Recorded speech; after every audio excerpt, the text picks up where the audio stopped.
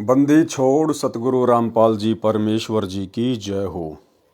परम पिता परमात्मा सारी सृष्टि के रचनहार कुल मालिक असंख्य ब्रह्मांडों के स्वामी जगत गुरु तीनों लोकों में प्रवेश करके सबका भरण पोषण करने वाले राजाधिराज आत्माधार नाथों के नाथ देवों के देव महादेव सर्वेश्वर महेश्वर मृत्युंजय अजरो अमर आदि अनादि सनातनी प्रभु जगत पिता जगदीश्वर श्री श्री 1008 की उपाधि के वास्तविक अधिकारी अकाल मूरत शब्द स्वरूपी राम वासुदेव सर्वगतम ब्रह्म परम पूज्य प्रथम पूज्य परम संत परम पुरुष परम धनी परम दयालु सत्य कबीर हक्का कबीर अल्लाह अकबर बाखबर अल्लाह ताला जगत के तारणहार जगत के मुक्तिदाता जगत के जगन्नाथ हारे के सहारे हिंदुओं के राम मुसलमानों के अल्लाह सिखों के वाहिगुरु ईसाइयों के मसीह दया के सागर दया निधि करुणा के सागर करुणा निधि स्वयंभू परिभू संकट मोचन कष्ट हरण मंगल करण दुख भंजन अविगत कबीर निर्विकार निर्विषम परमात्मा अलय अलेख सतगुरु आदि अनादि सतगुरु असली मर्यादा पुरुषोत्तम असली राम असली कृष्ण असली घनश्याम असली मुरारी राजाओं के राजा महाराजाओं के महाराजा शहंशाहों के शहंशाह सम्राटों के सम्राट भगवानों के भगवान अल्लाहों के अल्लाह प्रभुओं के प्रभु मसीहाओं के मसीह सच्चे वाहिगुरु बाबाओं के बाबा पीरों के पीर सेठों के सेठ जगत सेठ सावड़सा सेठ सर्वगुण संपन्न अनंत कोटि कलाओं के स्वामी अनंत कोटि ब्रह्मांडों के नायक योगियों में महायोगी ध्यानियों में महाध्यानी सिद्धों में परम सिद्ध ज्ञानियों में तत्वज्ञानी ब्रह्मज्ञानी महाज्ञानी परम ज्ञानी सर्वश्रेष्ठ ज्ञानी विज्ञानी युवा कबीर समरथ कबीर असमवात अमित ओजा सच्चे रहनुमा करीम अल्लाह सुभान अल्लाह दुनिया के अंतिम पैगंबर 8 सितंबर 1951 से गांव धनाना जिला सोनीपत हरियाणा भारतवर्ष की पावन भूमि पे प्रकट रियल कल की भगवान श्री नारायण साकार हरि श्री बाबा साहेब शब्द स्वरूपी राम संत श्रोमणी सतगुरु रामपाल जी परमेश्वर जी के चरण कमल में साध संगति से जुड़े हुए देश विदेश से आप और हम सभी सत्सेवक भाई बहनों का अनंत कोटि दंडवत प्रणाम। सत्साई भाई और बहनों, दया परमपिता परमेश्वर जी की सारी सृष्टि के रचनहार सतगुरु रामपाल जी परमेश्वर जी की जिनके शुभ आशीर्वाद से जिनकी विशेष रजा से आप और हम सभी सत्सेवक भाई बहन साध संगति से जुड़कर गुरुदेव भगवान के तत्व ज्ञान को आधार बनाकर दृढ़ता के साथ अपनी आत्मा के कल्याणार्थ हेतु भक्ति मार्ग पर निरंतर आगे की ओर बढ़ रहे हैं। भाई और बहनों, ये कलयुग की बिचली पीढ़ी में साध संगति का नसीब होना गुरुदेव भगवान का विशेष प्रसाद है और गुरुदेव की इस विशेष मेहर को हमने आजीवन इसी प्रकार से मर्यादाओं में रहकर भक्ति करते हुए गुरु को इष्ट मानकर बनाए रखना है। तो भाई और बहनों, पूज्य गुरुदेव जी के कर कमल से लिखित पवित्र ग्रंथ कबीर सागर के सरलार्थ के ऊपर वीडियो बनाने की श्रृंखला जारी है। इसी श्रृंखला में आज हमारा ये 59 नंबर का वीडियो है। प्रत्येक वीडियो में गुरुदेव भगवान के आशीर्वाद से हमें बहुत कुछ समझने और सीखने को मिलता है।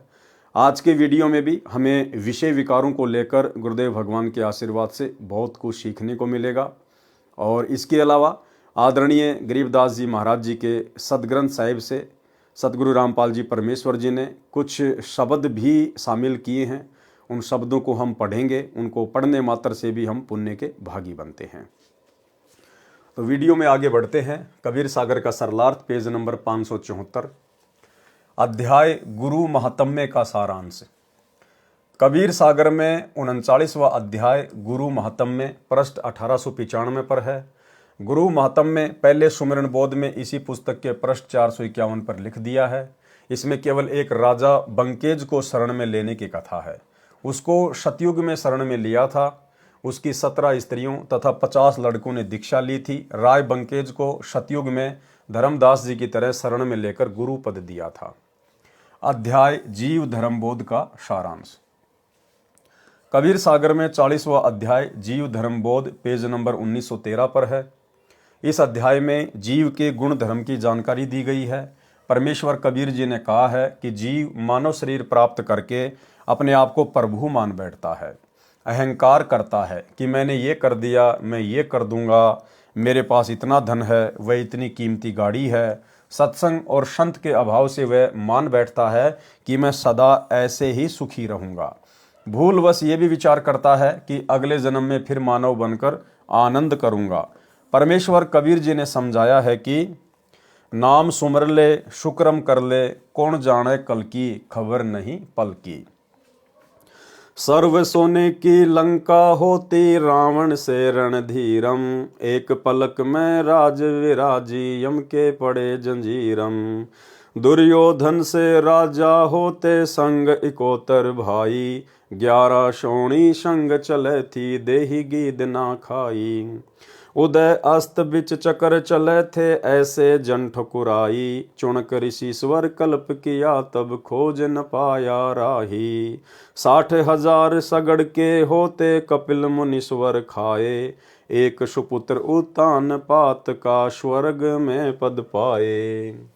मरद गरद में मिल गए, रावण से रणधीरम, कंस के सिचानूर से, हिरणाकुश बलवीरम।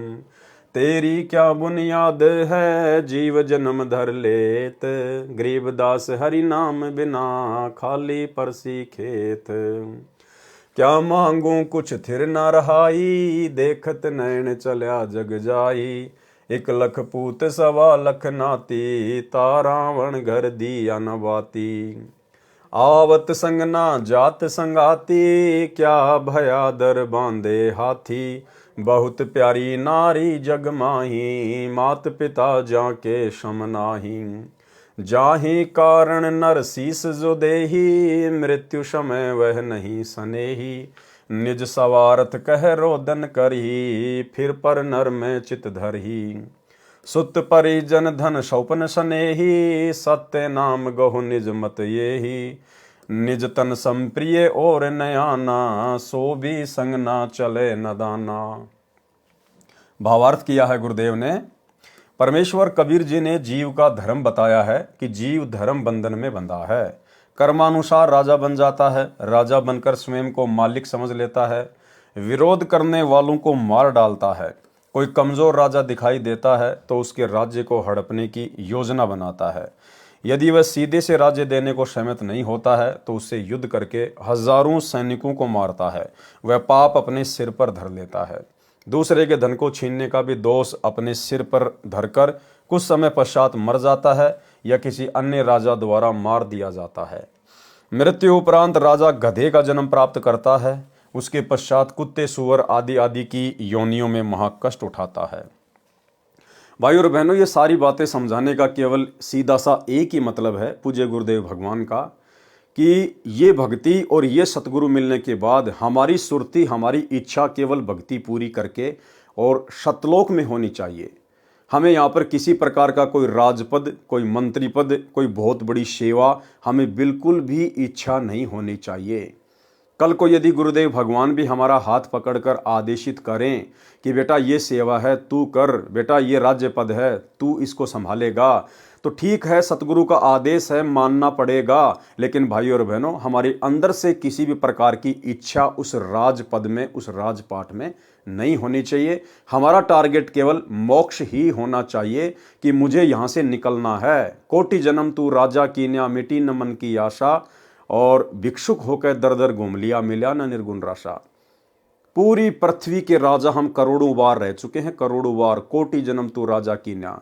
जब उन जन्मों में हमारी इच्छाएं पूरी नहीं हुई तो भला ये 5-10 वर्ष एक छोटे से क्षेत्र का राजा बनकर मैं कौन सी अपनी इच्छा पूरी कर लूंगा।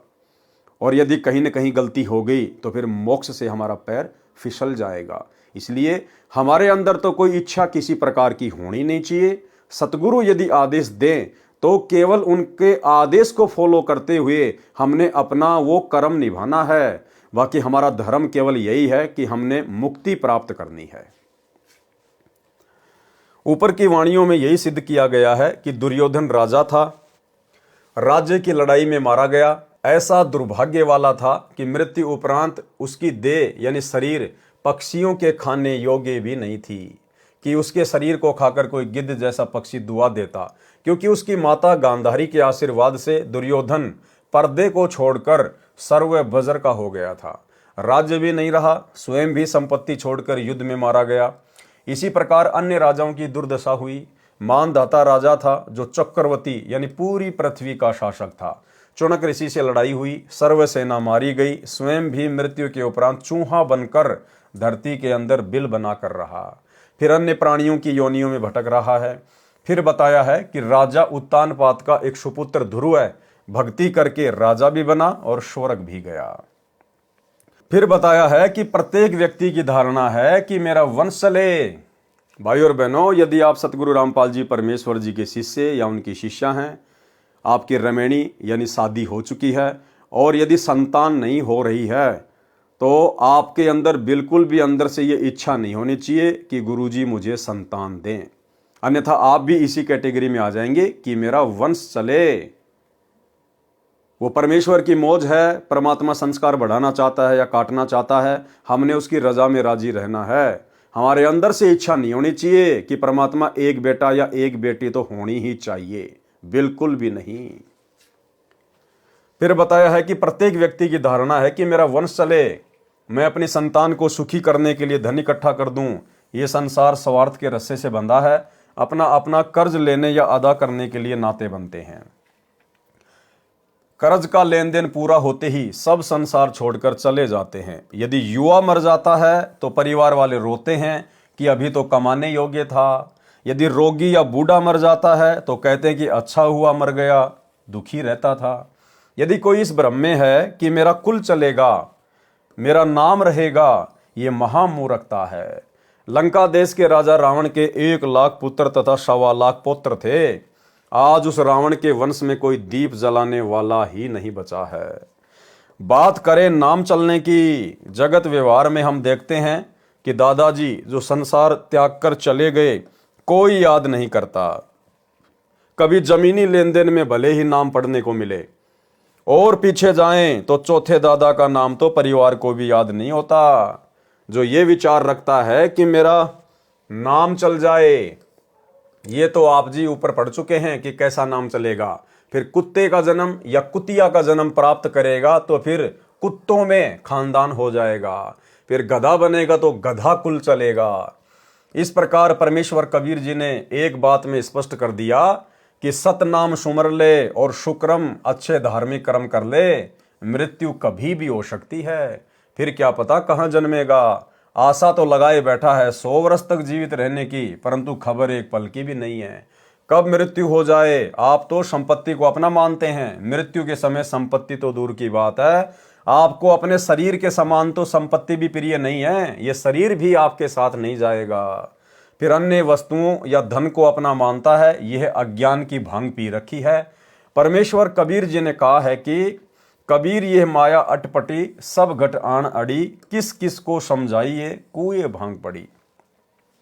भावार्थ, परमेश्वर कबीर जी ने बताया है कि काल निरंजन ने अज्ञान फैलाकर जीव को भवबंधन में मर्यादाएं बनाकर माया इकट्ठी करके धनी बनने की प्रेरणा करके धन इकट्ठा करने की हवस रूपी भांग पिला रखी है। यानी किस ब्रह्मांड रूपी कुएं में ये विचारधारा की भांग डाल रखी है, किस किस को समझाऊं कुएं भांग पड़ी। यानी सभी में यही धारणा बनी है कि कोठी बंगला बनाऊं, बड़ी गाड़ी लूं, बड़ा राजनेता बनूं, बड़ा अधिकारी बनूं। ये सब कुछ करके उसको ज्ञान नहीं कि आगे क्या बनेगा, वह ऊपर बता दिया है। इसलिए जीव धर्म को जानकर भक्ति करनी चाहिए। भक्ति का ज्ञान सतगुरु बताता है। सतगुरु के लक्षण क्या हैं, वे जीव धर्म बोध पृष्ठ 1960 पर लिखे हैं, जो निम्न है। गुरु के लक्षण 4 बखाना। प्रथम वेद शास्त्र ज्ञाना, दूजे हरि भक्ति मन कर्म वचन बानी, तृतीय समदृष्टि कर जानी, चौथे वेद विधि सब कर्मा, ये 4 गुरु गुण जानो मर्मा। भावार्थ, परमेश्वर कबीर जी ने स्पष्ट किया है कि गुरु के 4 लक्षण हैं। एक तो यह है कि वह सर्व वेदों तथा शास्त्रों का ज्ञाता होना चाहिए। दूसरे, परमात्मा की भक्ति करे, अन्य देवी या देव की भक्ति नहीं करता, केवल एक पूर्ण परमात्मा की भक्ति करता तथा करवाता है। तीसरा लक्षण है कि वह सब शिष्यों को एक दृष्टि से देखता है, यानी धनी या निर्धन में अंतर नहीं समझता, सबके साथ एक जैसा व्यवहार करता है। चौथा लक्षण पूर्ण सतगुरु का है कि वह सर्व भक्ति कर्म वेद विधि के अनुसार करता तथा करवाता है। यानी जो प्रमाणित वेदों में भक्ति क्रियाएं लिखी हैं वही भक्ति करता तथा अनुयायियों से करवाता है। संत गरीबदास जी ने अपनी अमृतवाणी में कहा है, गरीब सतगुरु के लक्षण कहूं मधुरे बैन विनोद, 4 वेद 60 शास्त्र कहे 18 बोध। भावार्थ, सतगुरु सर्व शास्त्रों का ज्ञाता होता है, उन्हीं से सत्संग करके ज्ञान कहता है। पूर्ण सतगुरु के अन्य लक्षण, सोई गुरु पूरा कहावे, जो 2 अक्षर का भेद बतावे। 2 अक्षर यानी सतनाम। एक लखावे एक छुड़ावे, जब प्राणी निज घर को जावे। संत नानक जी ने भी कहा है कि जेतु पढ़्या पंडित, बिन 2 अक्षर बिन 2 नावा, प्रणवत नानक एक लंगाए, जेकर सच समावा। परमेश्वर कबीर जी ने कहा है कि कहे कबीर अक्षर 2 भाक, होगा खसम तो लेगा राख। 2 अक्षर का भेद उपरोक्त महापुरुषों श्री नानक देव जी तथा परमेश्वर कबीर जी तथा संत गरीबदास जी के अतिरिक्त कोई नहीं जानता था, या अब मुझ दास पर कृपया हुई है। सतनाम में 2 अक्षर हैं, एक ओम है, दूसरा अक्षर उपदेशी को दीक्षा के समय बताया जाता है। श्रीमद् भगवद गीता अध्याय 17 मंत्र 23 में कहा है कि सच्चिदानंद घन ब्रह्म यानी परमेश्वर की भक्ति 3 मंत्रों ओम तत्सत का जाप करने का निर्देश है। सृष्टि की आदि में तत्वदर्शी संत यही भक्ति करते तथा कराते थे। सृष्टि की आदि क्या होती है भाई और बहनों? सृष्टि की शुरुआत में तत्वदर्शी संत यही भक्ति करते तथा कराते थे। सृष्टि की आदि में तो कौन हुआ तत्वदर्शी संत? स्वयं कबीर भगवान। मनुष्य भी जीव है, ये जीव विशेष में गिना जाता है। अन्य सामान्य जीव हैं। मानव जीव को अपना मोक्ष कराने का अवसर प्राप्त होता है, जो अन्य जीवों को नहीं होता है। जीव धर्म बोध में मानव के लिए प्रेरणा है।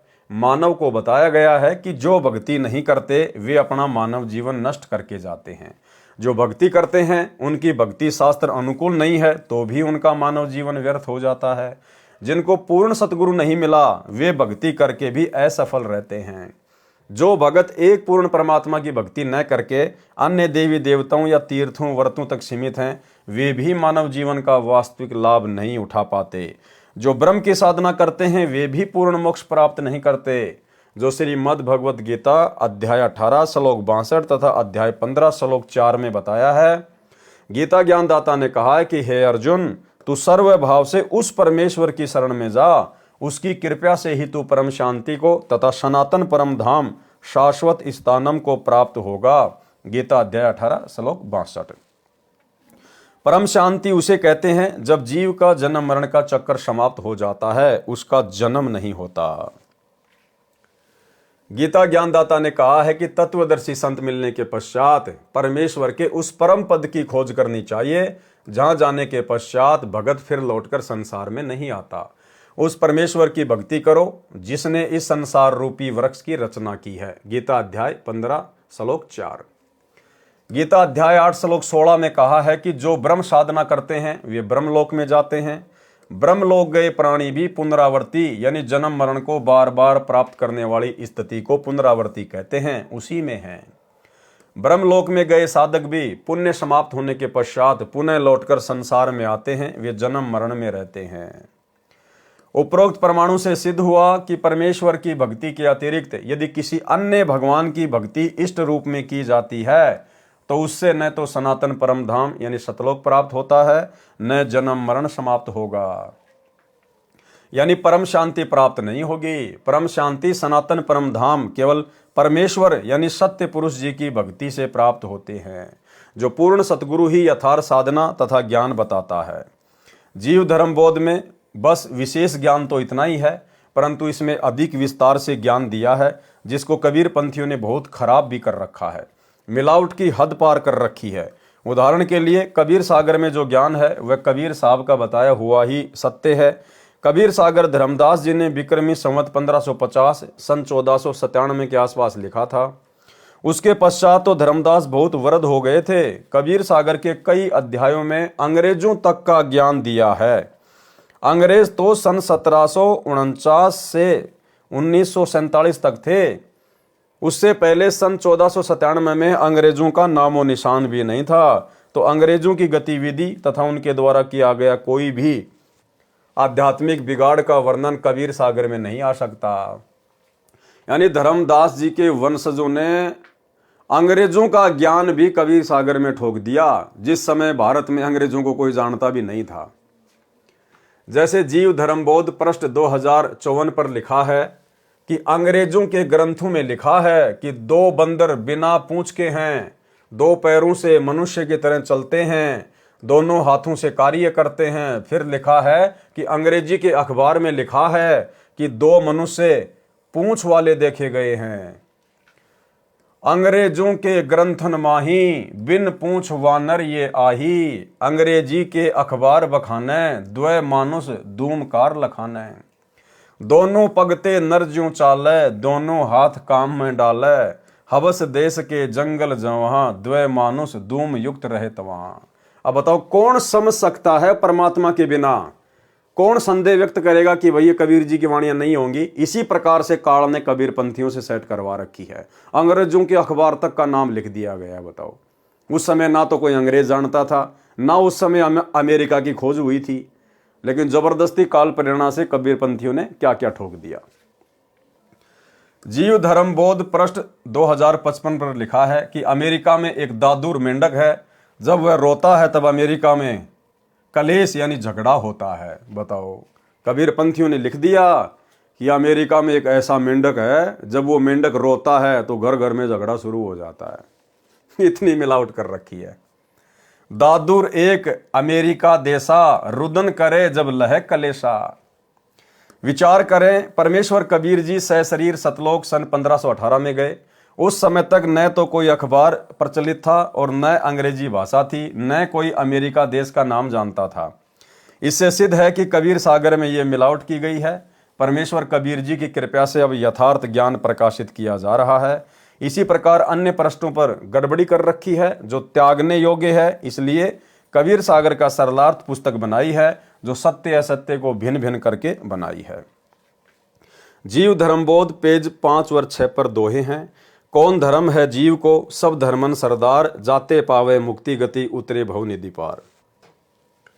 जब लो नहीं सतगुरु मिले, तब लो ज्ञान नहीं होए। ऋषि सिद्धि तपते लहे, मुक्ति का पावे कोई। भावार्थ, जीव क्या धर्म यानी गुण है, मनुष्य का धर्म यानी मानव धर्म सब धर्मों का मुखिया है। जीव हमारी जाति है, मानव धर्म हमारा। हिंदू मुस्लिम सिख ईसाई धर्म नहीं कोई न्यारा। ये दोहा मुझदास रामपाल दास द्वारा निर्मित किया गया है। मनुष्य जन्म प्राप्त जीव का धर्म मानवता है। यदि मानव में मानवता यानी इंसानियत, नेक चाल चलन, अच्छा व्यवहार नहीं है तो वह अन्य जीवों जैसा तुच्छ प्राणी है। अन्य जीव यानी पशु पक्षी जलचर क्या करते हैं?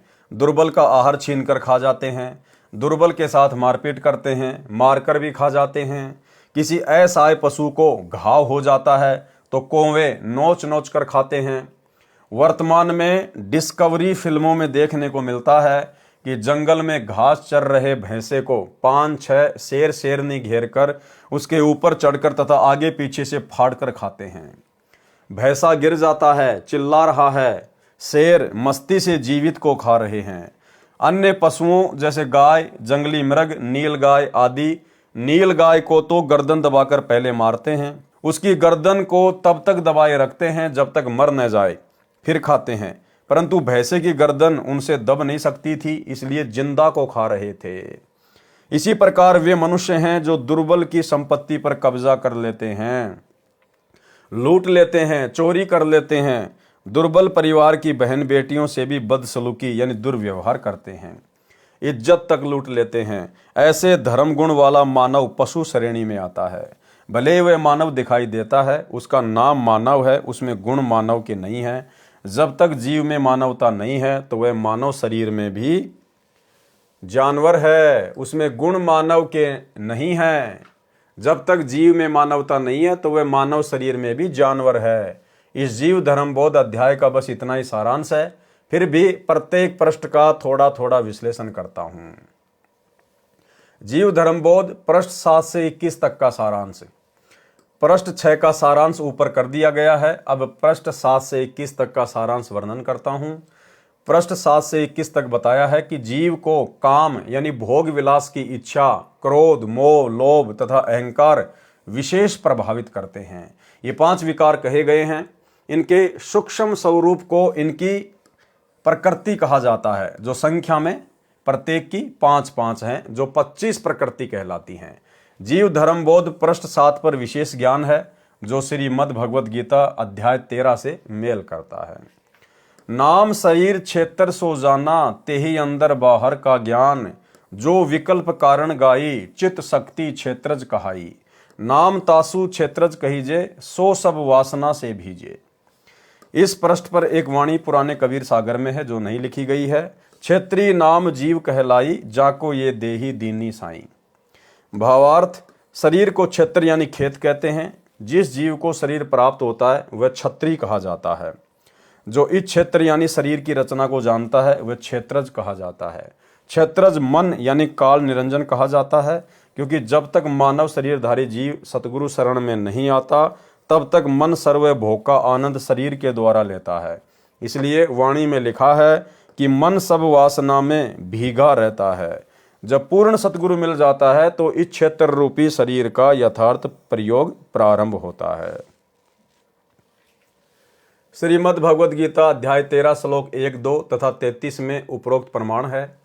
गीता ज्ञान दाता काल ब्रह्म यानी ज्योति निरंजन ने बताया है कि हे अर्जुन, ये शरीर क्षेत्र इस नाम से कहा जाता है। तत्वदर्शी संत कहते हैं कि जो इसको जानता है वह क्षेत्रज कहा जाता है। अध्याय 13 श्लोक 1।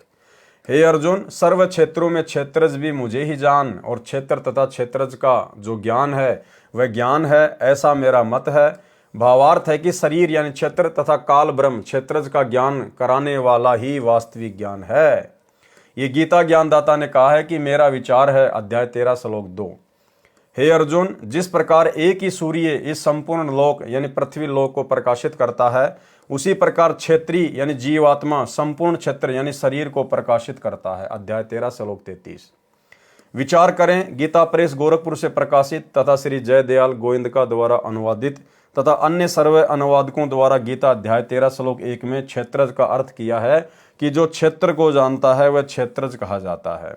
फिर गीता अध्याय 13 श्लोक 2 में क्षेत्रज का अर्थ जीवात्मा किया है। ये अज्ञानता का प्रमाण है।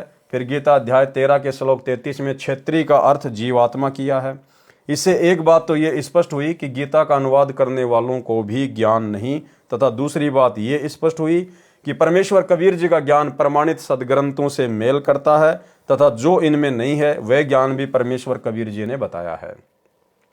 वह स्वतः सत्य मानने योग्य है। यही ज्ञान परमेश्वर कबीर जी द्वारा जीव धर्मबोध पेज 7 में कहा है। पृष्ठ 8 से 12 तक अभिमान की जानकारी बताई है कि ज्यों ज्यों जीव में तुच्छता आई, त्यों त्यों अधिक अहंकार समाई। ज्यों ज्यों श्रेष्ठ पद को पावे, त्यों त्यों तामें दीनता आवे।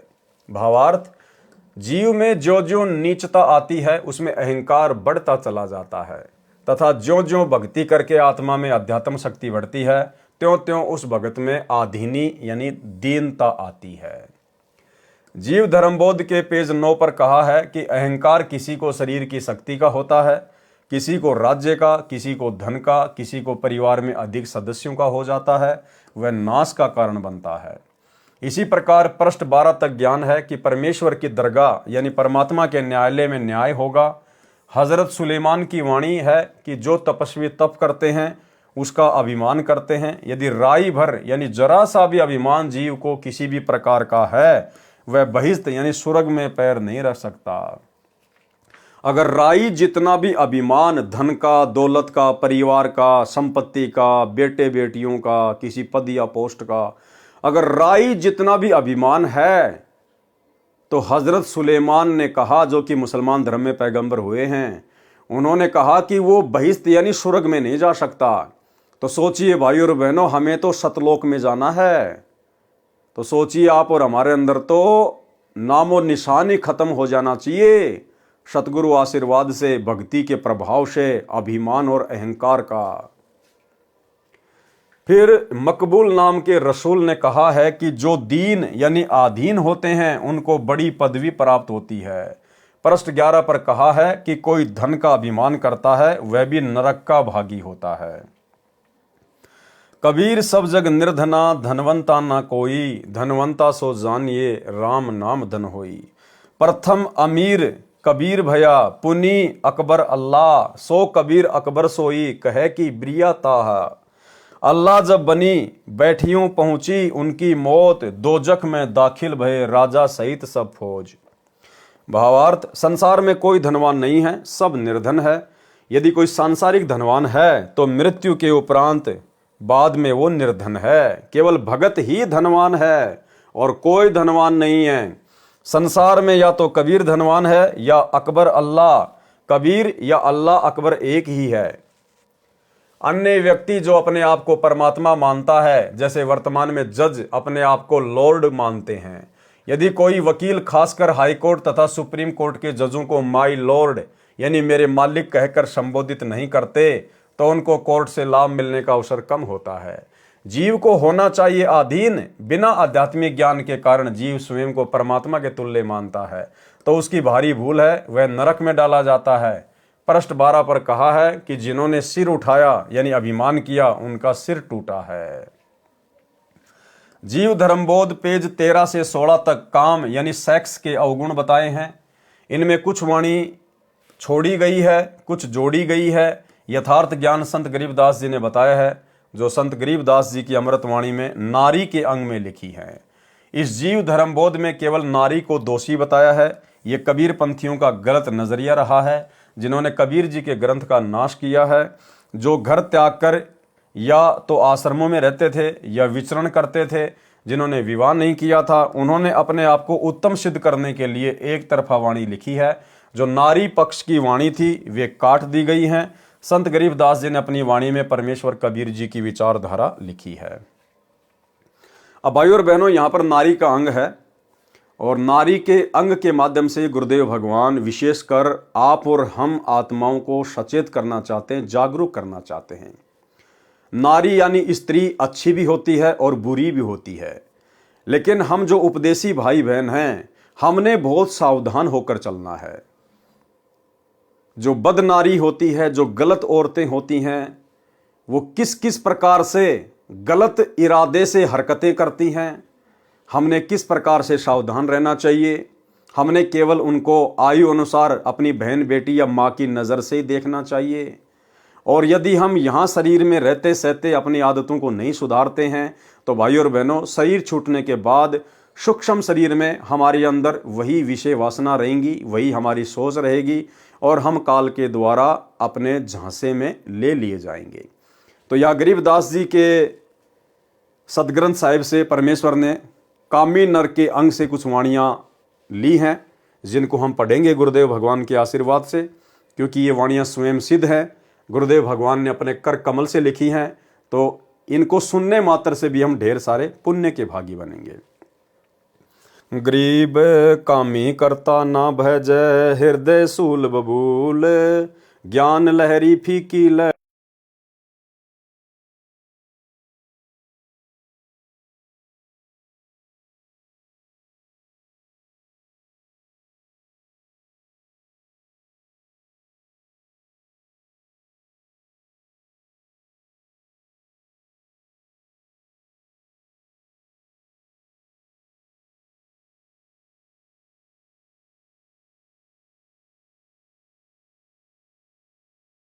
गए राम गुण भूल। गरीब कामी कमंद चढ़ नहीं, हृदय चंचल चोर, जाका मुख नहीं देखी ये पापी कठिन कठोर।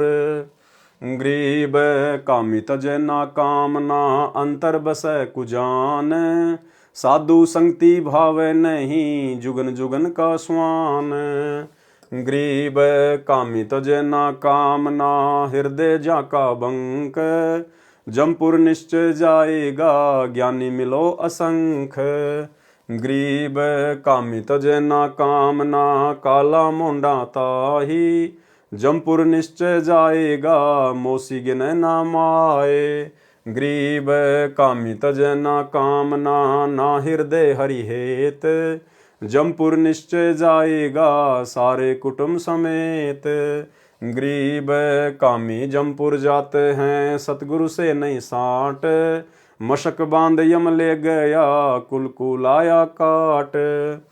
गरीब हमरी बानी ना सुने, जम किंकर की मान, छाती तोरे देखते होगी खेचा तान। गरीब हमरी बाणी ना सुने, पूजे घोर मसीत, मशक बांध यम ले गए, नहीं छुटावे भीत। अब देखो यहां परमात्मा ने क्या कहा है, गरीब हमरी बाणी ना सुने, हमरी बाणी ना सुने, यानी आज सतगुरु रामपाल जी परमेश्वर जी ने हमें जो अनमोल ज्ञान दे दिया है, जो सत्संग करके छोड़ दिए हैं, जो भक्ति मर्यादा हमें बता दी गई हैं, जो उनके ऊपर नहीं चलेगा, जो मर्यादा तोड़ेगा, सत्संगों के विरुद्ध चलेगा, जैसा कि वर्तमान में गुरुदेव का कलयुगी परिवार, सभी सतलोक आश्रम वाले भाई बहन उस कलयुगी परिवार के पीछे पीछे परमेश्वर की वाणियों को फॉलो नहीं कर रहे। गुरुदेव भगवान ने कहा कि बच्चों आपने तो मैच देखना भी नहीं है, कोई अगर ताश भी खेल रहा है तो आपने सहयोग भी नहीं करना है, हमने कोई भी स्पोर्ट्स की एक्टिविटीज में भाग नहीं लेना, खेल कूद में भाग नहीं लेना है, हमारा समय और समासें दोनों बर्बाद होंगी, हमारे भाव बिगड़ेंगे। इसके बावजूद सतगुरु रामपाल जी परमेश्वर जी के कलयुगी परिवार ने धनाना गांव में 1 करोड़ रुपए की लागत से गांव वालों के लिए बैडमिंटन का स्टेडियम बना दिया, और पैसा किसका? भगत समाज का। और भी बहुत सारे कुकर्म जो आप जी आए दिन देखते रहते हैं। हरियाणा के गोहाना में जाट धर्मशाला बन रही है, उसका 5वां फ्लोर बनाने का ठेका गुरुदेव के बड़े लड़के वीरेंद्र ने ले लिया, जाट समाज में अपनी प्रसिद्धि के लिए, अपने भाईचारे को निभाने के लिए, जो तकरीबन 1 करोड़ रुपए का बनेगा।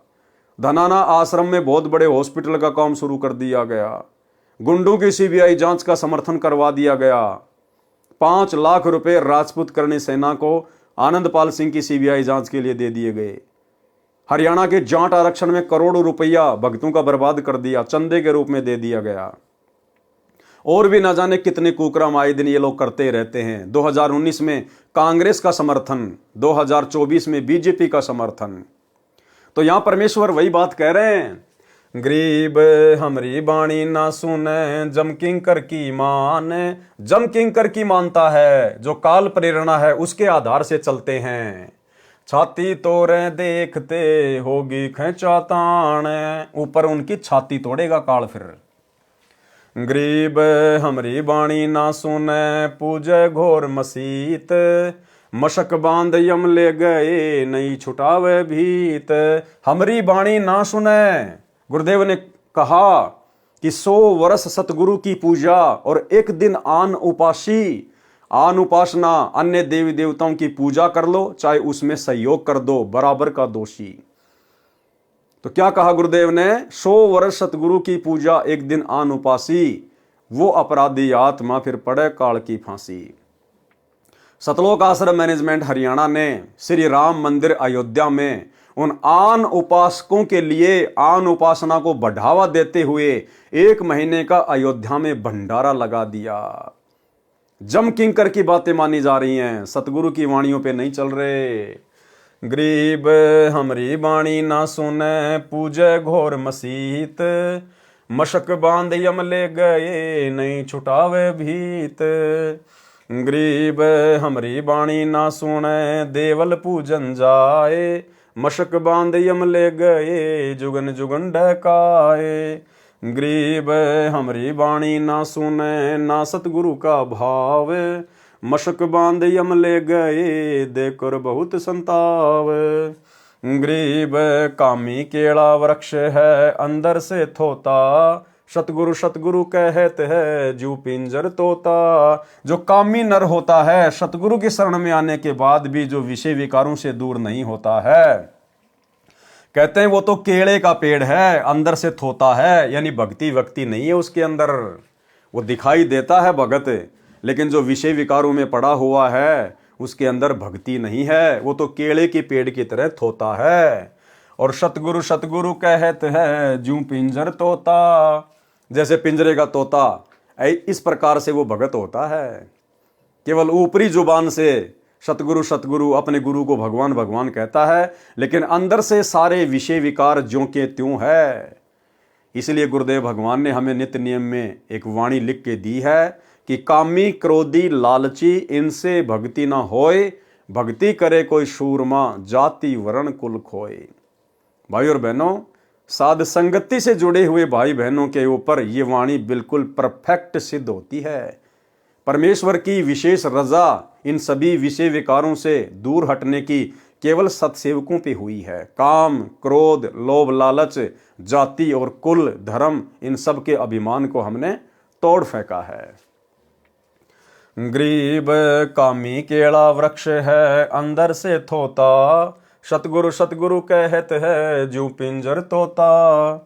गरीब कामी का गुरु कामिनी, जैसे मीठी खांड, जोगनी जमपुर ले गई मारे भड़वे भांड। गरीब कामी कीड़ा नरक का अंतर नहीं विवेक, जोगनी जमपुर ले गई क्या जिंदा क्या शेख। क्या कह रहे हैं परमात्मा, गरीब कामी कीड़ा नरक का और अंदर नहीं विवेक। जो कामी पुरुष है परमात्मा ने उसको नरक का कीड़ा बताया कि उसके अंदर विवेक नहीं है। अरे एक तरफ तो हम इस ब्रह्मा जी का ऋण उतारने के लिए ओम नाम की कमाई कर रहे हैं, गुरुदेव के द्वारा दिए गए सत भक्ति मंत्रों का जाप कर रहे हैं ताकि हम ऋण मुक्त हो जाएं, और दूसरी तरफ हम विषय भोग में पड़कर उसी ब्रह्मा जी का कर्जा चढ़ा रहे हैं। एक तरफ तो मटके में पानी डाल रहे हैं कि पानी पिएंगे परिवार की प्यास बुझेगी, और दूसरी तरफ नीचे जानबूझ के उसमें छेद कर रहा है। तो परमेश्वर ने कहा कि उसके अंतर में विवेक नहीं है, वो तो नरक का कीड़ा है। जोगनी जमपुर ले गई, जोगनी यानी ये माया, ये दुर्गा, ये उसको जमपुर ले जाएगी, क्या जिंदा क्या शेख है। गरीब कामी कीड़ा नरक का अंतर नहीं विवेक, जोगनी जमपुर ले गई क्या जिंदा क्या शेख। गरीब कामी कीड़ा नरक का क्या बैराग सन्यास, चाहे बैराग लेके भक्ति कर रहा है चाहे सन्यास लेके भक्ति कर रहा है, अगर इन विकारों से दूर नहीं हटा तो भाई जोगनी जमपुर ले गई बीते बहुत तिराश। गरीब कामी कीड़ा नरक का क्या सट दर्शन भेष, जोगनी जमपुर ले गई टुक आपा भी देख। गरीब साकट के तो हरता करता, संतों के तो दासी, ज्ञानी के तो धूमक धामा पकड़ लिया जम फांसी। गरीब साकट के तो हरता करता, संतों के तो चेरी, ज्ञानी के तो दारम दारा जक्कू दे है लोरी। गरीब तीन लोक में नाही अंगाई, अजब चरित्र तेरे, सुर नर मुनि जन ज्ञानी ध्यानी कीने सकल मुझे रे। गरीब इंद्र के अर्धंगी नारी, भई उर्वशी हूर, तीन लोक में डंका डाकनी मार लिए सब घूर। गरीब लोकपाल तो लूट लिए हैं नारद से मुनि ध्यानी, पारा ऋषि शिरंगी ऋषि मोहे सुन ले अकत कहानी। गरीब अजय पाल का किया अलूफा, पकड़ी मछंदर खाया, कच्छ देश में गोरख पकड़े सतगुरु आन छुटाया। गरीब गोपी चंद भरतरी होते छोड़ गए अर्धंगी, सुखदेव आगे हुरंबा आई हो नाची है नंगी। गरीब बोले सुखदेव सुंदरी दूती, तू हमरे क्यों आई, हम तो बाल जती बैरागी, तू है हमरी माई।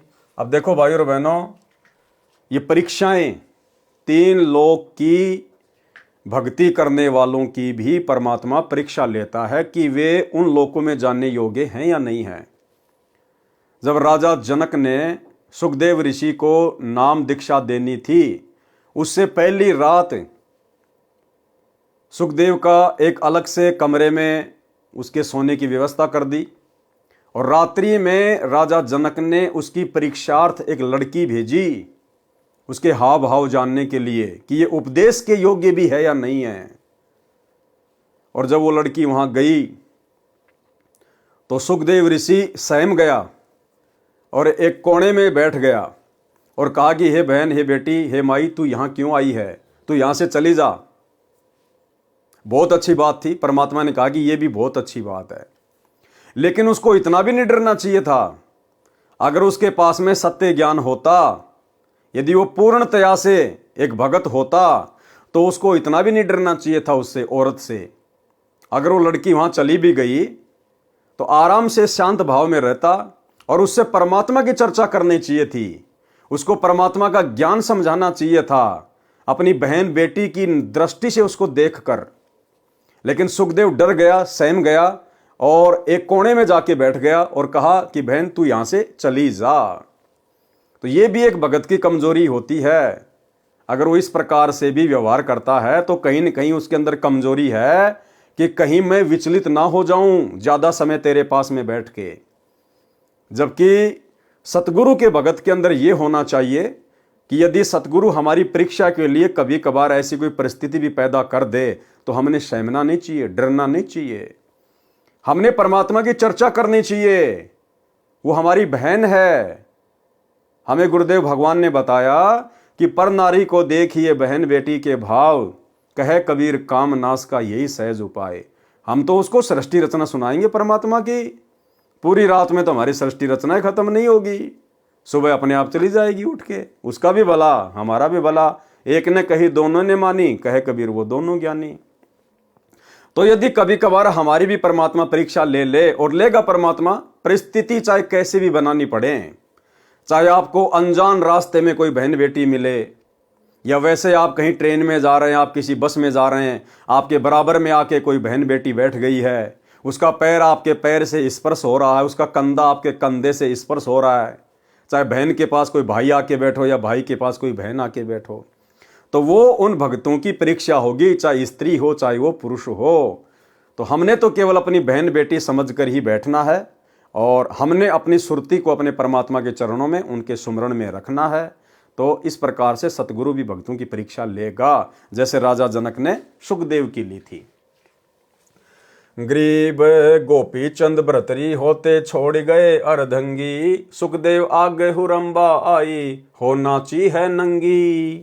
गरीब बोले सुखदेव सुंदरी दूती तू हमरे क्यों आई, हम तो बाल जति बैरागी तू है हमरी माई।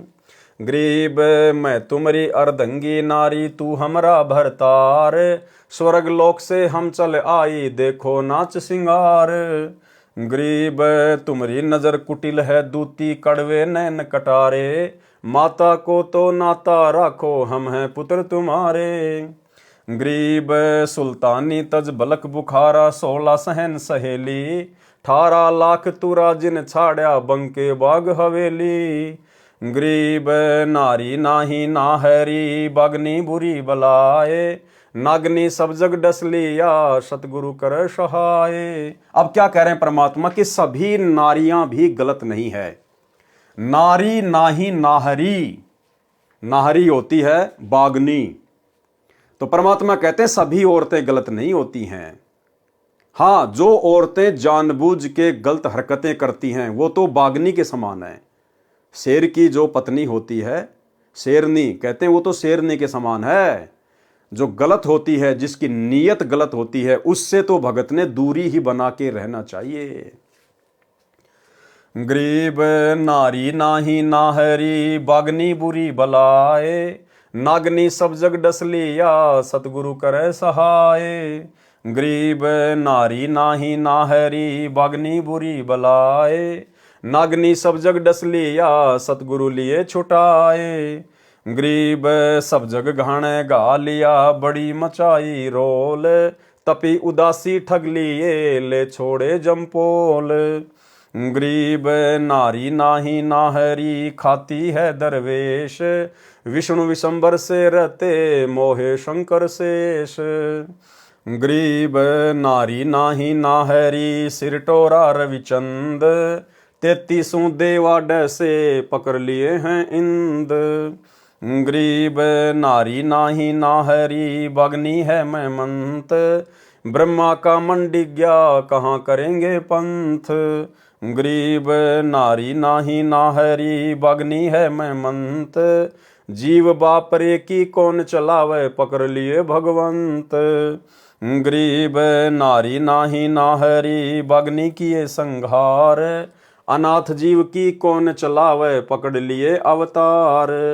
जब भैया इस माया ने, इस दुर्गा ने, इस नारी ने ब्रह्मा विष्णु महेश जैसों को और उनके अवतारों को नहीं बख्शा, तो भला आम जीव की क्या औकात है जो इस माया के भयंकर षड्यंत्र से, भोग विलास से बच सके।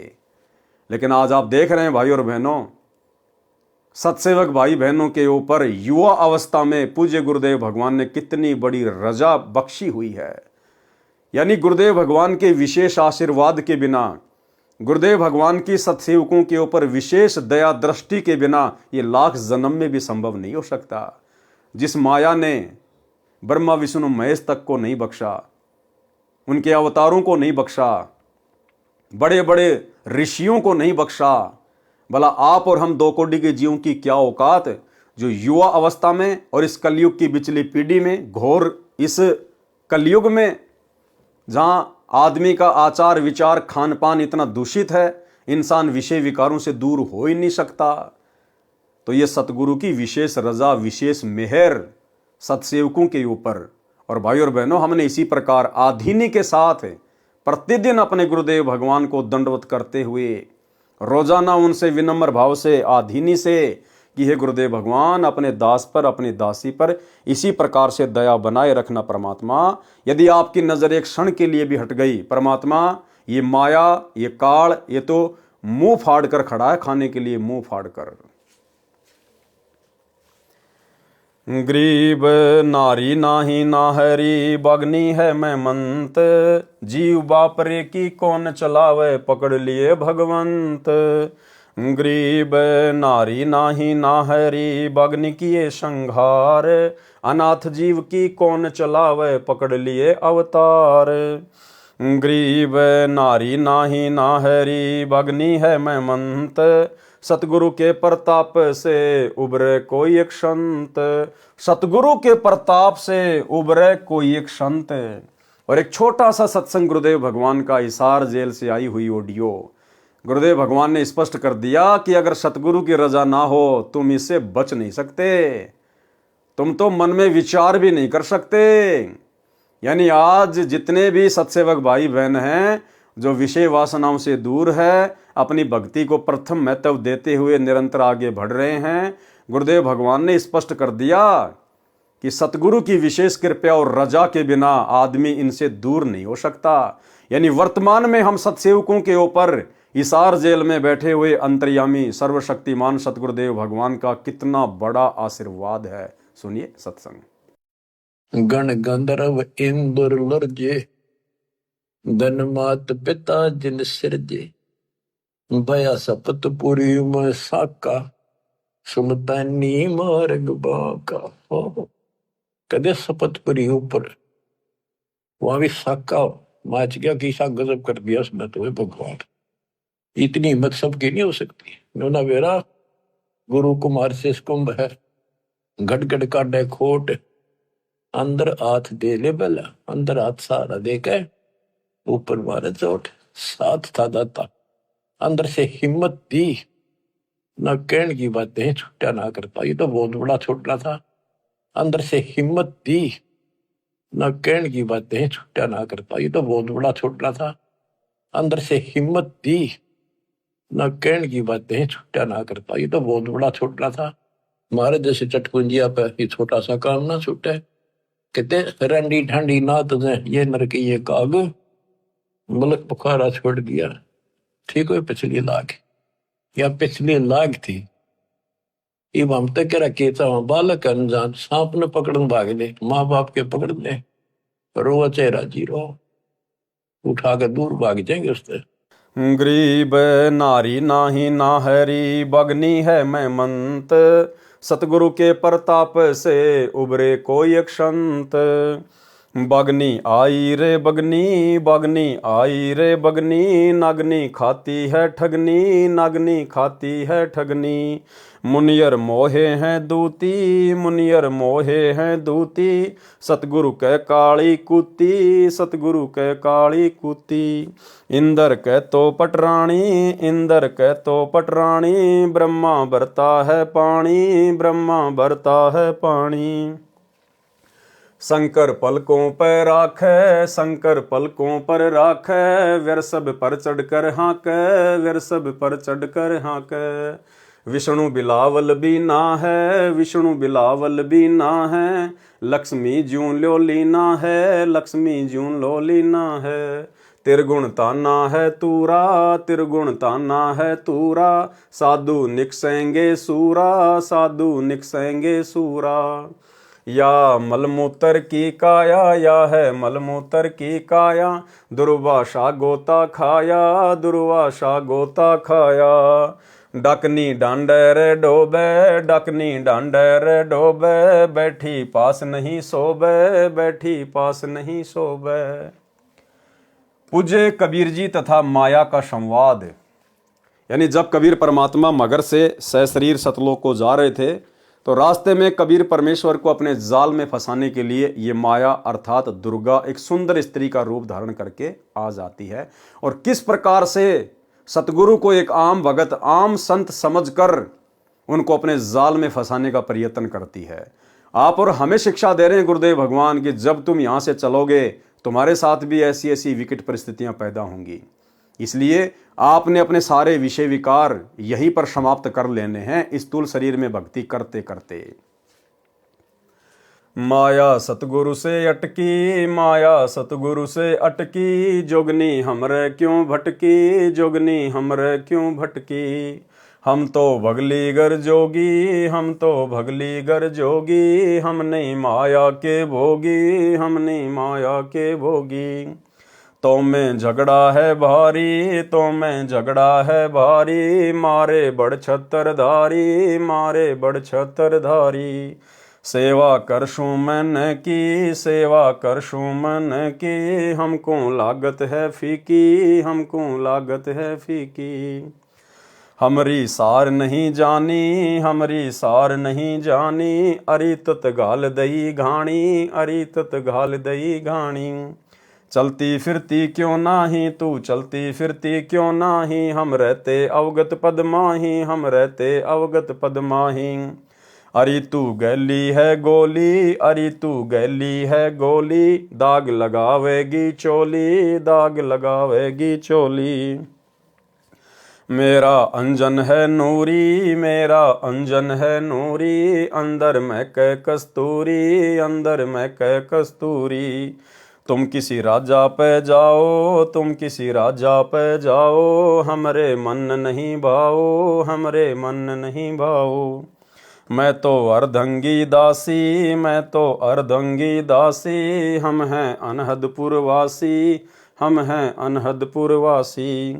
हमरा अनहद में डेरा, हमरा अनहद में डेरा, अंत ना पावेगी मेरा, अंत ना पावेगी मेरा। हम तो आदि जुगादनी जी, हम तो आदि जुगादनी जी, अरे तुझे माता कहूँ अकधी, अरे तुझे माता कहूँ अकधी। अब मैं देऊंगी गाड़ी, अब मैं देऊंगी गाड़ी, हम तो जोगी ब्रह्मचारी, हम तो जोगी ब्रह्मचारी। आसन बांधूंगी जिंदा, आसन बांधूंगी जिंदा, गल में डारूंगी फंदा, गल में डारूंगी फंदा। आसन मुक्तारी माई, आसन मुक्तारी माई, तीनों लोक ने अंगाई, तीनों लोक ने अंगाई। हमरे द्वारे क्यों रोवो, हमरे द्वारे क्यों रोवो, किसी राजा राणे को जोवो, किसी राजा राणे को जोवो। हमरे भांग नहीं बोनी, हमरे भांग नहीं बोनी, माया शीस कूट रोनी, माया शीस कूट रोनी। तू तो जुगनी है खंडी, तू तो जुगनी है खंडी, मोरा फेर चली लंडी, मोरा फेर चली लंडी। हेला दीन्या रे भाई, हेला दीन्या रे भाई, हंसा परशत ही खाई, हंसा परशत ही खाई। बुरी नारी के विषय में अब परमेश्वर हमें समझाना चाहते हैं, शिक्षा देना चाहते हैं कि हर नारी गलत नहीं होती और हर नारी अच्छी भी नहीं होती। तो जो बद नारी है, जिसकी नीयत में खोट होता है, जिसका चाल चलन ठीक नहीं होता है, भक्तों ने विशेषकर ऐसी माता बहनों से, ऐसी औरतों से दूरी ही बनाकर रहना चाहिए। क्या कह रहे हैं परमात्मा बुरी नारी के विषय में? गरीब बदनारी लंगर कामिनी, बोले मधुरे बैन, फेट पड़े छोड़े नहीं, क्या मगर कुरुखेत। बदनारी यानी जो गलत औरत होती है, बोले मधुरे बैन जो मीठे मीठी बोल बोलती है, यानी इशारे करती है, आँखों से इशारे करती है, अन्य प्रकार से कोई संकेत करती है, बेवजह ना हमारा उससे कोई लेना ना कोई देना, ना हमारा उसके साथ ऐसा कोई रिश्ता। और भक्तों के तो भाई सारे रिश्ते ही समाप्त हो जाते हैं। ये जीजा साड़ी के रिश्ते हैं, देवर भाभी के रिश्ते भक्ति में आने के बाद सब हमारी बहन की दृष्टि में आ जाती हैं। साली को हम साली नहीं कह सकते, हम उसको बहन कहेंगे। भाभी को हम भाभी नहीं कहेंगे, हम उसको बहन कहेंगे। गरीब बदनारी लंगर कामिनी, बोले मधुरे हेत, फेट पड़े छोड़े नहीं, क्या मगर कुरुखेत। अगर झांसे में आ गए तो भाई फिर छोड़ेगी नहीं। गरीब बदनारी लंगर कामिनी, बोले मधुरे बोल, फेट पड़े छोड़े नहीं, काढ़े घूंघट झोल।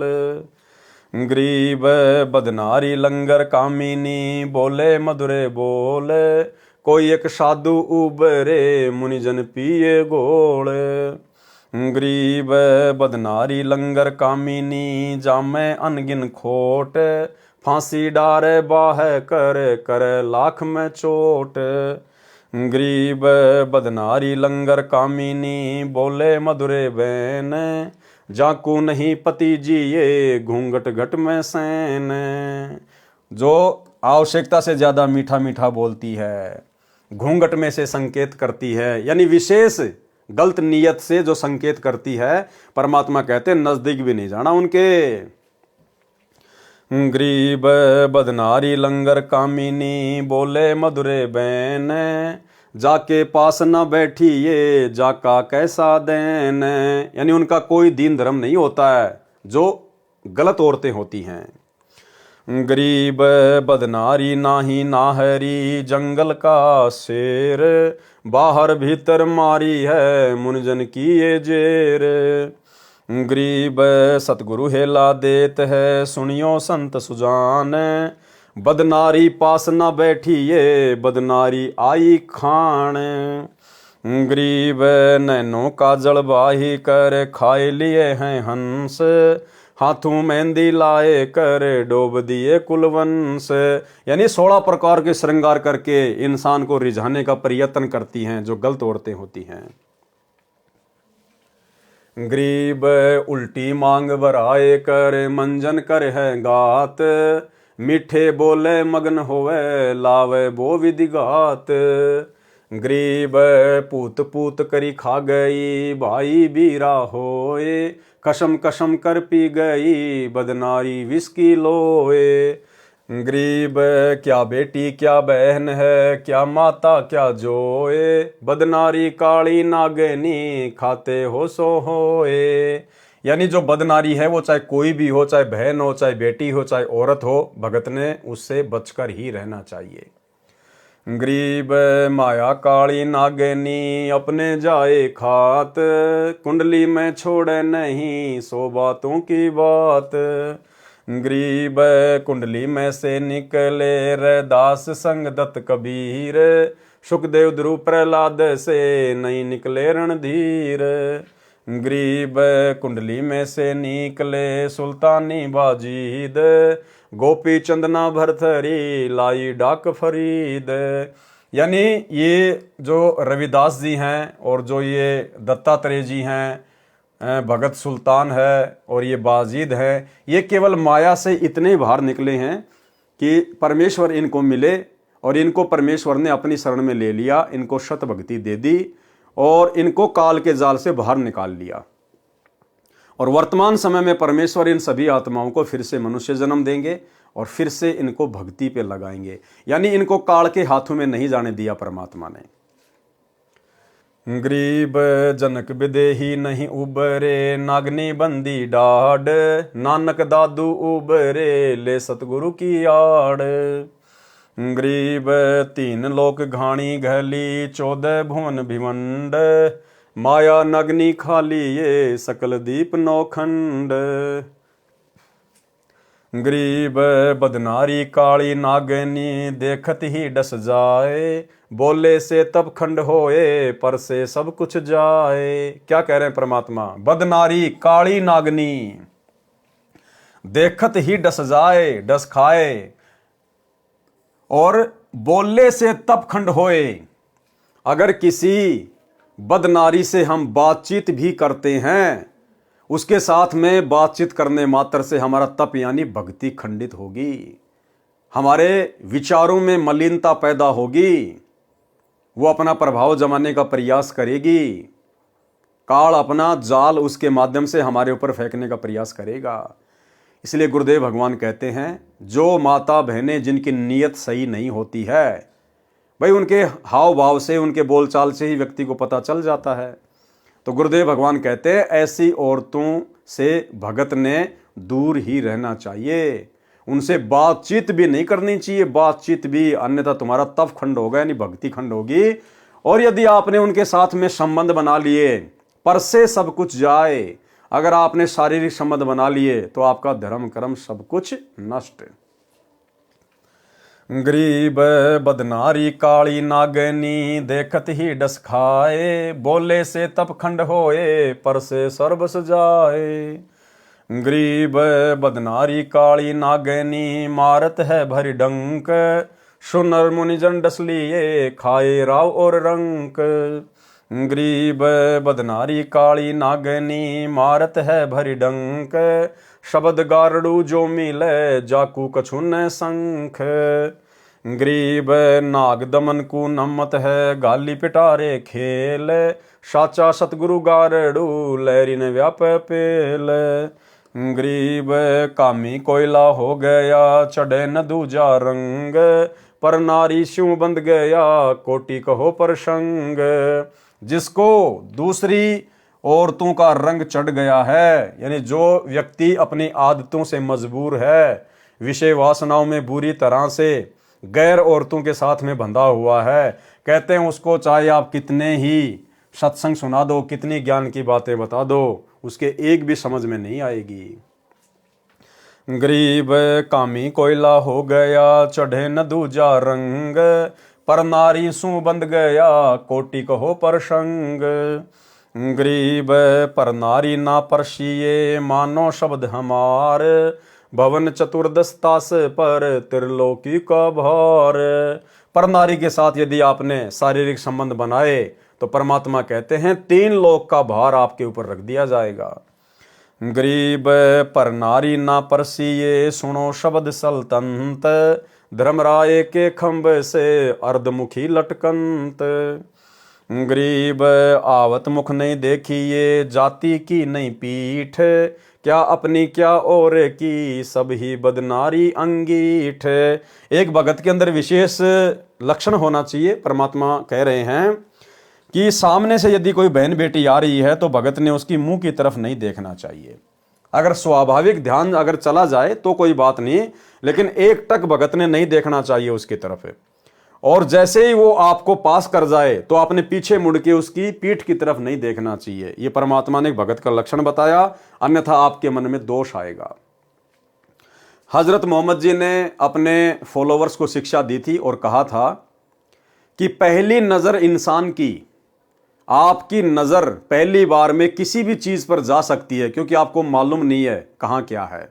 पहली नजर इंसान की और दूसरी नजर शैतान की। और उसके बाद यदि आपने विषय वासना में आके या लोभ लालच में आके अगर उस चीज की तरफ देखा है दोबारा से, तो फिर वो शैतान की नजर है, वो काल का जाल है फिर। तो परमात्मा कहते हैं कोई बहन बेटी अगर सामने से आ रही है तो हमने उसके चेहरे की तरफ नहीं देखना चाहिए, अपना नीची गर्दन करके, नीची नजरें करके हमने एक सहज भाव में हमने आगे बढ़ना है। और जैसे वो बहन बेटी हमारे को पार कर जाए तो फिर भगत ने पीछे मुड़ के नहीं देखना चाहिए उसकी तरफ, उसकी पीठ की तरफ नहीं देखना चाहिए भगत ने। गरीब आवत मुख ना देखिए, जाति की नहीं पीठ, क्या अपनी क्या और की, सब ही बदनारी अंगीठ। अब गुरुदेव भगवान ने अपनी औरत को भी लपेट लिया। अपनी औरत मानी भगत की खुद की स्त्री, वो भी भक्ति मार्ग में बाधक है। कैसे, अब आगे बता रहे हैं। गरीब क्या अपनी क्या और की, सबका एक मंत, पारस पूंजी खाते है, पारा बिंद खिसकंत। और चाहे अपनी हो चाहे किसी और की हो, भक्ति मार्ग में आपके लिए बहुत बाधक है। कैसे? यदि आप सतगुरु की भक्ति में आने के बाद भी उसके साथ में शारीरिक संबंध रखते हैं तो पारा बिंद खिसकंत, आपके शरीर में जो अनमोल पदार्थ जिसको वीर्य कहते हैं, पारा बिंद खिसकंत, आपके ऊपर कर चढ़ेगा ही चढ़ेगा, आप दोषी बनेंगे ही बनेंगे, क्या अपनी क्या और की। इसलिए परमात्मा का अटल विधान है भक्ति मार्ग में कि भग भोग्या भग उपजय, और भग से बचा न कोई। और भाई जो कोई भग से बचे असल में भगत कहा वह सोए। या गुरुदेव भगवान स्पष्ट रूप से नहीं कहेंगे भक्तों के बुद्धि स्तर को देखते हुए, लेकिन संकेत करने में परमात्मा ने कोई कसर नहीं छोड़ी है। क्या कह रहे हैं मालिक? गरीब क्या अपनी क्या और की, सबका एक मंत, पारस पूंजी जाते है पारा बिंद खिसकंत। गरीब क्या अपनी क्या और की, सब एक सी बदनार, पारस पूंजी जाते है खिसक्या बिंद सिंबार। कि भाई अपने बिंद को संभाल ले, संभोग क्रिया के दौरान अपने शरीर से निकलने वाले अनमोल पदार्थ को संभाल ले। क्या कह रहे हैं? गरीब क्या अपनी क्या और की, सब सी एक बदनार, और पारस पूंजी जात है खिस्ता बिंद सिंभार। गरीब बोलूंगा निष्पक्ष हो, जो चाहे सो कीन, क्या अपनी क्या और की, सब ही बदनारी मलिन। कि भाई जो बदनारी होती है, जो गलत औरत होती है, वो क्या अपनी क्या किसी और की, दोनों भक्ति मार्ग में बाधक होती है। अब परमात्मा ने यहां पर बदनारी शब्द यूज कर दिया ताकि भगत को सीधा सीधा बुरा ना लगे। जबकि भाई और बहनों, परमात्मा ने यह भी कहा है कि आग पराई आपनी हाथ दिए जल जाए, नारी पराई आपनी भोगे सब कुछ जाए। तो समझदार को तो भाई संकेत ही काफी है, समय थोड़ा है, और यदि भक्ति सफल करनी है अपने आप को इस कुकर्म से दूर कर लो। परमात्मा कहते हैं निष्पक्ष होके बोलूंगा, चाहे किसी को अच्छा लगे चाहे बुरा लगे। गरीब बोलूंगा निष्पक्ष हो, जो चाहे सो कीन, चाहे भक्ति करो चाहे छोड़ो, अच्छा कहो चाहे बुरा कहो, गुरुदेव कह रहे हैं निष्पक्ष होके बोलूंगा। और क्या अपनी क्या और की, सब ही बदनारी मलिन। नेक नारी की महिमा। अब जो स्त्रियां अच्छी हैं उनके विषय में भी परमात्मा कह रहे हैं, उनकी प्रशंसा कर रहे हैं। जिन स्त्रियों के गर्भ से बड़े बड़े महापुरुषों का जन्म हुआ है, परमेश्वर उनकी प्रशंसा भी कर रहे हैं। भले ही उनके गर्भ से बड़े बड़े महापुरुषों का जन्म हुआ है, लेकिन भक्ति मार्ग में तो भैया वो भी अपने पतियों के लिए बाधित ही सिद्ध होती हैं, यदि वे उस कुकर्म से दूर नहीं हटती हैं। तो प्रशंसा करने का मतलब ये नहीं कि गुरुदेव ने प्रशंसा कर दी तो ठीक, अब कोई दिक्कत नहीं है। जो नियम है भक्ति के वो तो सबके लिए हैं। नेक नारी की महिमा। गरीब नारी नारी भेद है, एक मैली एक पाख, जा उदर धूरु उपजे जाकी भरिए साख। गरीब कामनी कामनी भेद है, एक मैली एक पाख, जा उदर प्रहलाद थे जाकू जोड़ू हाथ। गरीब कामनी कामनी भेद है, एक उज्जवल एक गंध, जा माता प्रणाम है जा बरथरी गोपी चंद। गरीब कामनी कामनी भेद है, एक हीरा एक लाल, दत्त गुसाई अवतरे अनसुईया के नाल। गरीब कामनी कामनी भेद है, एक रोंज एक हंस, जनक विदेही अवतरे धन्य माता कुलवंश। गरीब नारी नारी क्या करे, नारी बहुगुण भेव, जा माता कुर्बान है जा उपजे सुखदेव। गरीब नारी नारी क्या करे, नारी कंचन कूप, नारी सेती उपजे नामदेव से भूप। गरीब नारी नारी क्या करे, नारी भक्ति विलास, नारी सेती उपजे धना भगत रैदास। गरीब नारी नारी क्या करे, नारी कंचन सींद, नारी सेती उपजे बाजिद और फरीद। गरीब नारी नारी क्या करे, नारी में बहु बात, नारी से ती उपजे शीतलपुरी सुनाथ। गरीब नारी नारी क्या करे, नारी को निर्ताए, नारी से ती उपजे रामानंद पंथ चलाए। गरीब नारी नारी क्या करे, नारी नर की खान, नारी से ती उपजे नानक पद निर्वाण। गरीब नारी नारी क्या करे, नारी सरगुण बेल, नारी से ती उपजे दादू भगत हमेल। गरीब नारी नारी क्या करे, नारी का प्रकाश, नारी से ती उपजे नारद मुनि से दास।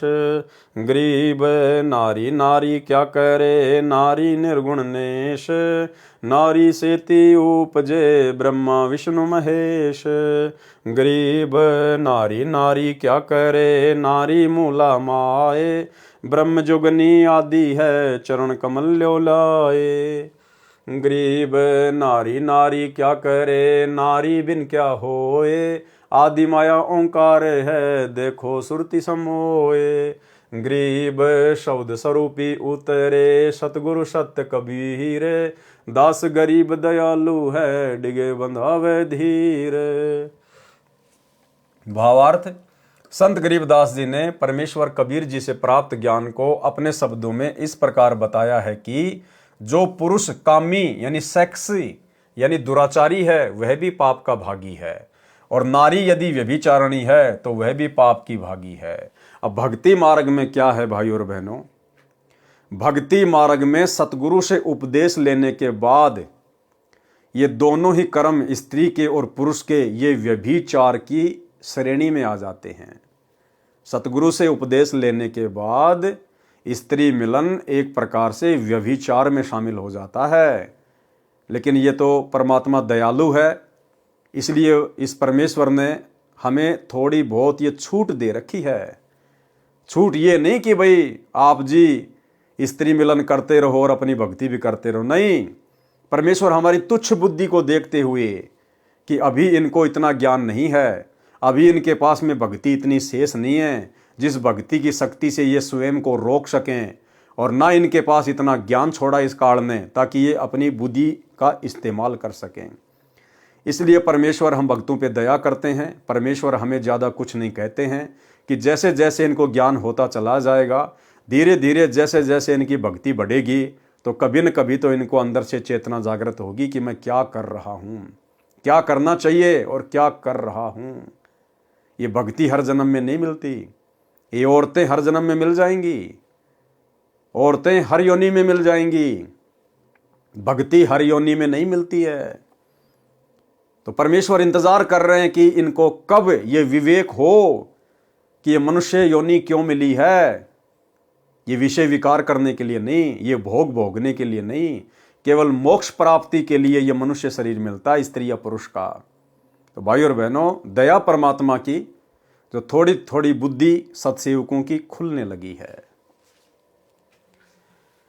जिन माताओं के गर्भ से उच्च संतों का जन्म हुआ है वे नारी आदरणीय हैं। नारी से ब्रह्मा विष्णु महेश का जन्म हुआ, नारी से दत्तात्रेय जैसे महापुरुष का जन्म हुआ, नारी से धना भगत नानक देव, स्वामी रामानंद, संत दादू जी आदि महापुरुषों का जन्म हुआ। अब देखो, परमात्मा ने उन सभी नारियों को आदरणीय बताया, और यहां परमात्मा ने दुर्गा को भी आदरणीय बता दिया। वे नारी आदरणीय हैं। नारी से ब्रह्मा विष्णु महेश का जन्म हुआ। अब ये दुर्गा ही तो सारा यहां पर बखेड़ा फैलाई हुए बैठी है, लेकिन इस प्रसंगवश गुरुदेव ने केवल दुर्गा को यहां पर आदरणीय कहा है, जिससे ब्रह्मा विष्णु महेश का जन्म हुआ है। बाकी जीवों को यही फंसाती है, तरह तरह के रूप बना के यही ऊपर जाने वाली आत्माओं को फंसाती है अपने मोह जाल में। तो इसका मतलब भाई और बहनों, आप और हमने यदि बचना है तो सतगुरु के वचनों को ध्यान में रख के भक्ति करनी होगी। सतगुरु के वचनों को ध्यान में रख के। गरीब नारी नारी क्या करे, नारी नर की खान, नारी सेती उपजे नानक पद निर्वाण। भावार्थ, नारी नारी के पीछे क्यों पड़े हो, नारी तो नर की खान है। खान का भावार्थ है कि 100 पुत्रों को जन्म एक नारी ने दिया है। यदि नारी ना होती तो नारी को जो बुरी कहते हैं वे कहां से जन्म लेते। अब देखो क्या कह रहे हैं आगे परमात्मा। भावार्थ स्पष्ट है कि दुराचारी चाहे स्त्री हो या पुरुष दोनों ही पाप के भागी हैं। दुराचारी चाहे स्त्री हो या पुरुष दोनों ही पाप के भागी हैं। और भक्ति मार्ग में उपदेश लेने के बाद स्त्री मिलन भी व्यभिचार है। यदि भक्ति करते हैं तो उनके पाप क्षमा हो जाते हैं। अगर भक्ति करते हैं तो उनके पाप क्षमा हो जाते हैं। कौन से पाप? नाम उपदेश लेने से पहले आपने जो भी दुराचार किए, जो भी कुकर्म किए, वो परमात्मा साफ कर देता है। उपदेश लेने के बाद यदि आप फिर से उन्हीं कुकर्मों में लिप्त हो जाओगे तो भाई वो परमात्मा कैसे धोएगा। यदि भक्ति करते हैं तो उनके पाप क्षमा हो जाते हैं। अगर कोई ये सोचे कि भाई हमने तो उपदेश ले लिया और गुरुजी ने तो कह दिया कि जो भक्ति ले लेते हैं उनके पाप कर्म क्षमा हो जाते हैं, तो हमें कोई दोष नहीं है, हम तो भक्ति कर रहे हैं, गुरुजी ने कह दिया, तो फिर इसका मतलब भाई फिर ये दुराचार छोड़ेंगे कब? फिर हम इस कुकर्म को छोड़ेंगे कब? परमेश्वर की वाणियों को समझने की आवश्यकता है। सतगुरु से उपदेश लेने के बाद स्त्री मिलन दुराचार की श्रेणी में आता है। इसलिए तो भगवान ने कहा कि भग भोग्या भग उपजय, और भग से बचा न कोई, और जो कोई भग से बचे भगत कावे सोई। तुम भगत ही नहीं कहलाओगे जब तक इस दुराचार से अपने आप को दूर नहीं करोगे सतगुरु आशीर्वाद से। यदि भक्ति करते हैं तो उनके पाप क्षमा हो जाते हैं। सत्संग, विचारों तथा भक्ति के प्रभाव से विकार समाप्त हो जाते हैं। कबीर परमेश्वर जी ने कहा है कि यदि आप किसी व्यक्ति को इस कारण से गंदा मानते हो कि उसने किसी परनारी से संबंध किया है, अब देखो निचोड़ दे रहे हैं परमात्मा कि कोई ये समझे कि भाई ये तो दूसरों की औरतों के साथ में दुराचार करता है इसलिए ये गंदा है या फिर ये गंदी है। परमात्मा कहते हैं तुम जो अपनी के साथ में कर रहे हो ना वो क्या है। देखो कबीर परमेश्वर जी ने कहा है कि यदि आप किसी व्यक्ति को इस कारण से गंदा मानते हो कि उसने किसी परनारी से संबंध किया है, तो मालिक ने फिर क्या वाणी कही। कबीर आग पराई आपनी हाथ दिए जल जाए, नारी पराई आपनी परसे बिंद नशाए। भावार्थ जैसे अग्नि अपने घर की हो चाहे दूसरे घर की, हाथ देने से हाथ जलेगा, इसी प्रकार स्त्री अपनी हो या अन्य की, मिलन करने से एक जैसी ही हानि होती है। स्पष्ट कर दिया गुरुदेव ने। स्त्री चाहे अपनी हो चाहे किसी अन्य की, मिलन करने से यानी शारीरिक संबंध बनाने से हानि एक जैसी ही होती है।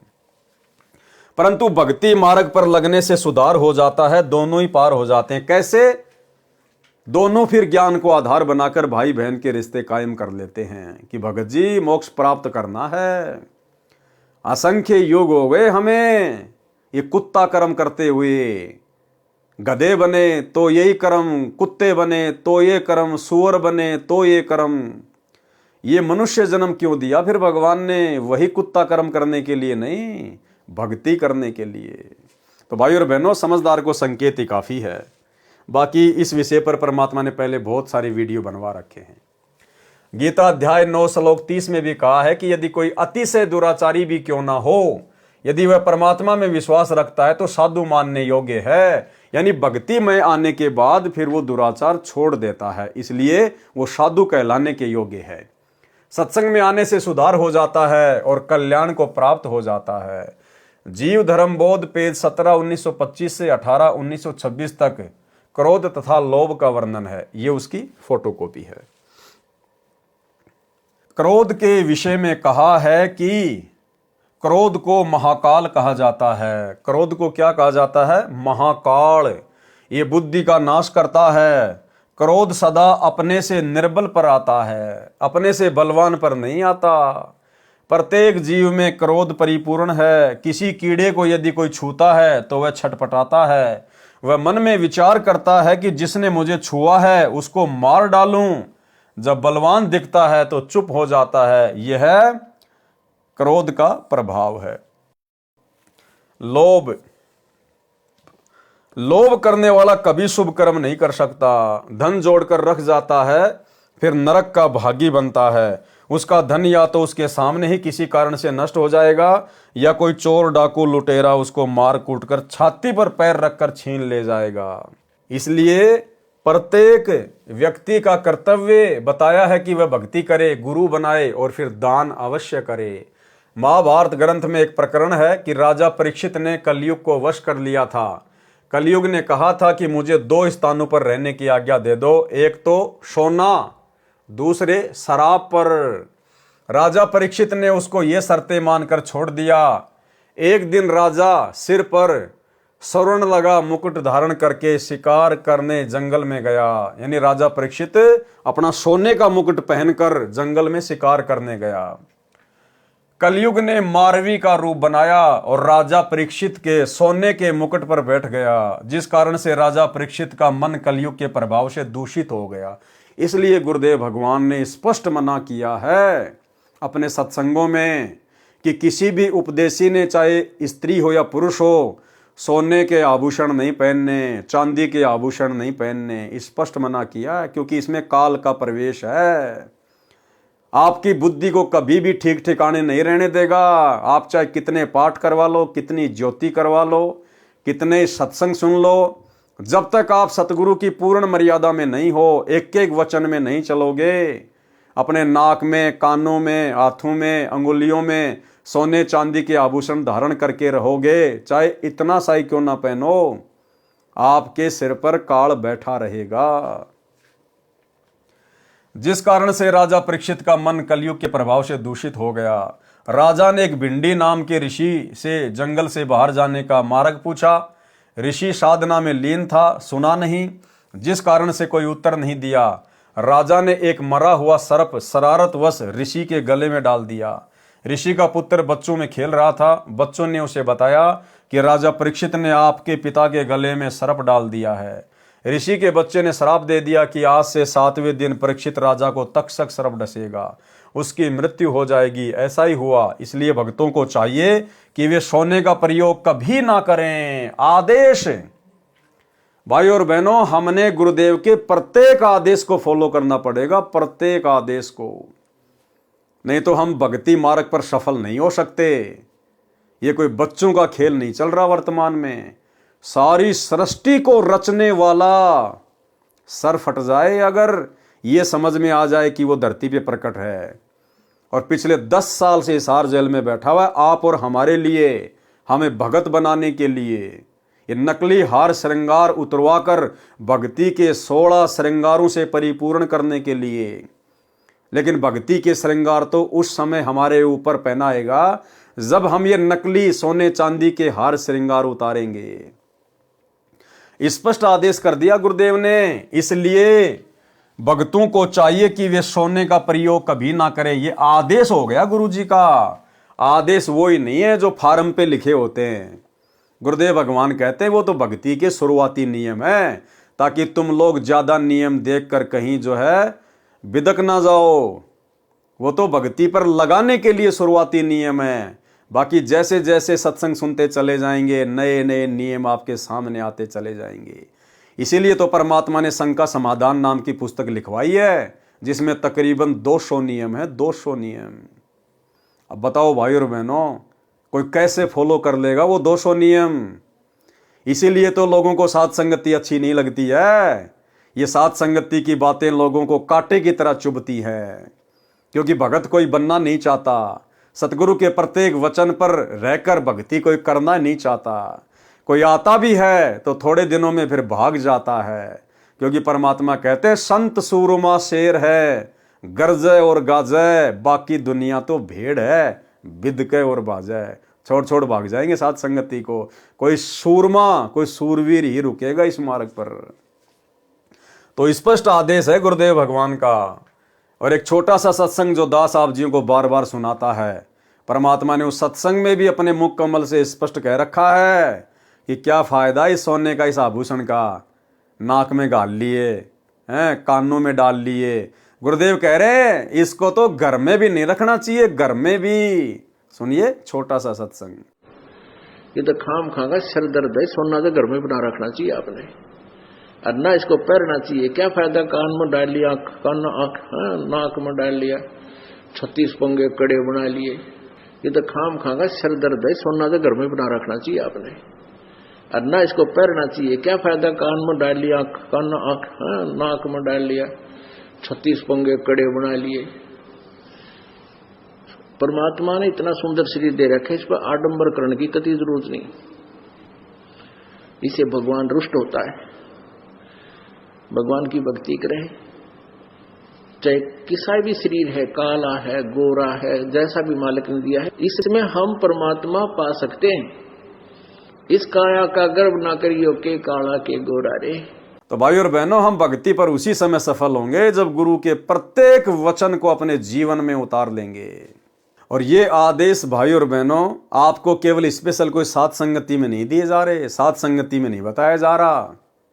हाँ, सात संगत वाले भाई बहन तो परमेश्वर की विशेष आत्मा है, जिनके ऊपर अपने गुरु के वचनों का, अपने गुरु के शब्दों का असर हो जाता है और वे हर प्रकार से संघर्ष करते हुए, चाहे घर छूटे, चाहे जग रूठे, चाहे रूठो ये संसारा हो, कौन सुनेगा फिर मेरी काल लोक में जब गुरु रूठ गया मेरा हो।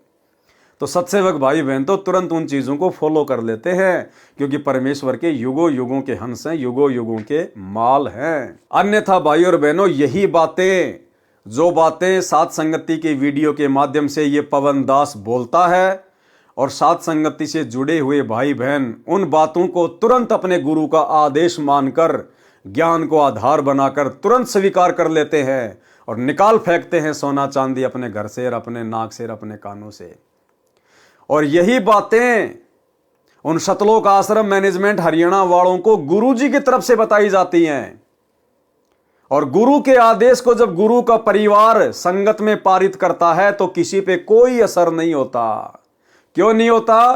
क्योंकि गुरु का खुद का परिवार सतलोक आश्रम मैनेजमेंट हरियाणा ये खुद गुरु की मर्यादाओं को फॉलो नहीं करते हैं, जिस कारण से संगत पर उनके शब्दों का कोई असर नहीं होता। इस दास ने तो बहुत समय बाद में सत्सेवक भाई बहनों को सोने चांदी के विषय में जानकारी दी है मालिक के ज्ञान आधार से। और सात संगति से जुड़ी हुई आत्माओं के शरीर पर आपको एक छोटा सा नाक में भी दिखाई नहीं देगा। नाक में भी जिनके घर में विरोध नहीं है, उन्होंने तो अपने घर से भी सोने चांदी को बेच दिया, बाहर कर दिया।